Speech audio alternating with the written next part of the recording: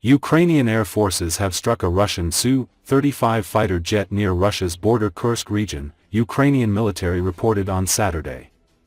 According to information published on the official Telegram channel of the Ukrainian Armed Forces, the aircraft was shot by an air-to-air missile. The missile was launched from a Ukrainian F-16 fighter jet connected to the Link 16 tactical communication network. According to open-source intelligence analysis, the Su-35 was based at the Borysoglebskoye airfield and crashed near the village of Urasovo in Russia's Kursk region after being shot down by a Ukrainian F-16. Earlier, today the Ukrainian military reported the downing of a Russian Su-35 fighter jet in Kursk region, bringing the number of destroyed Russian Su-35 to 7 since the start of full-fledged war in February 2022. The exact location of the incident was not reported. On Friday, Ukrainian drones destroyed a Russian Mi-8 helicopter and damaged a Mi-35 helicopter in Russia's Bryansk region. Last week, Ukraine's security service launched its daring spiderweb operation that destroyed 41 Russian strategic bombers worth $7 billion in 4 military attacks on 4 military airfields deep in Russia. Russia retaliated, launching 400 drones and more than 40 cruise ballistic missiles on capital Kiev on Friday.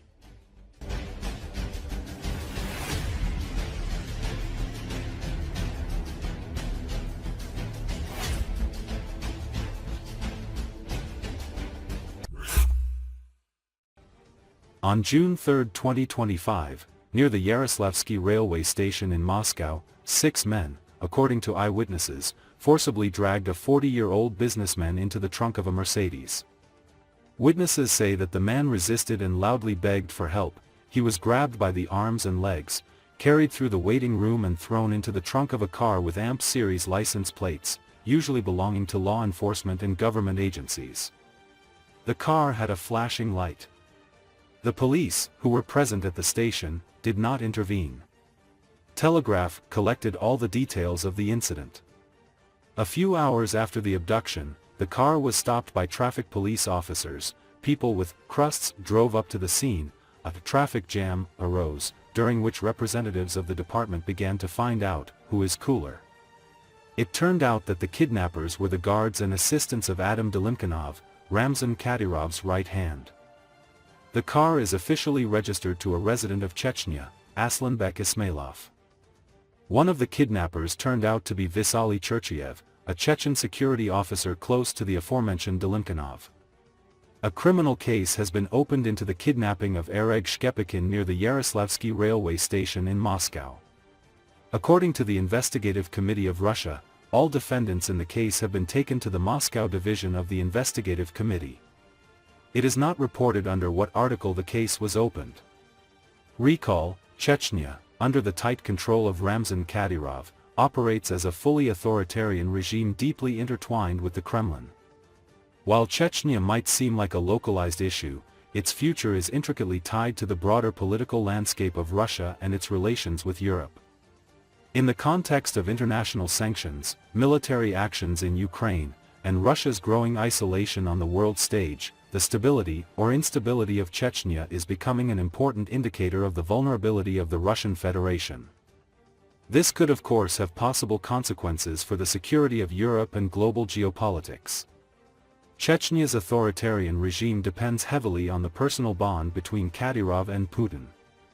This unique relationship has kept Chechnya stable in recent years, with Kadyrov ensuring the suppression of internal opposition and Putin providing financial and political support in return for Kadyrov's loyalty.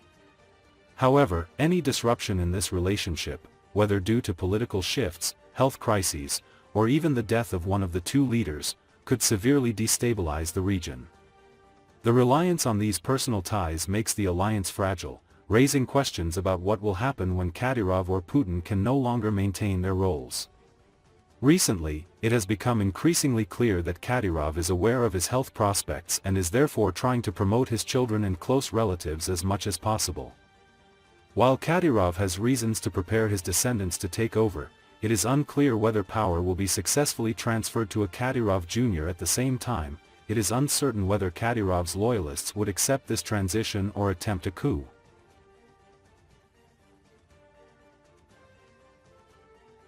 After the incredibly successful Ukrainian Operation Web, Russia flew the surviving aircraft as far away from Ukraine as possible. One of the strategic missile carriers was driven all the way to Chukotka, the maximum distance from Ukraine, writes military analytical portal Defense Express. Analysts have drawn attention to recent satellite images of the military airbase and at the same time the civilian airport Anadyr in Chukotka. A publicly available image from the ESA Sentinel satellite on June the 4th shows that a fairly large aircraft has appeared on the military part of the airfield. Although the resolution of the image leaves much to be desired, the object was still identified as a Tu-160 strategic missile carrier. It was identified by its 55.7-meter wingspan and the characteristic shape of its fuselage. As analysts note, in recent months, the Russians have not used this airbase to park strategic missile carriers. Even on June the 2nd, the day after Operation Spiderweb, there were no Tu-60s there. Defense Express links the appearance of the aircraft at this airbase directly to Ukrainian strikes on Russian strategic aviation airfields. The Anadyr airbase is located 6,600 kilometers from Ukraine and only 500 from the United States, but getting there will only become possible somewhere closer to the 1930s, the experts write. They note that at this airbase, the aircraft is protected from sabotage not so much by the maximum distance from Ukraine, but by the lack of roads that would connect the city of Anadyr with the rest of the Russian territory. This means that a truck with Ukrainian drones simply won't get there.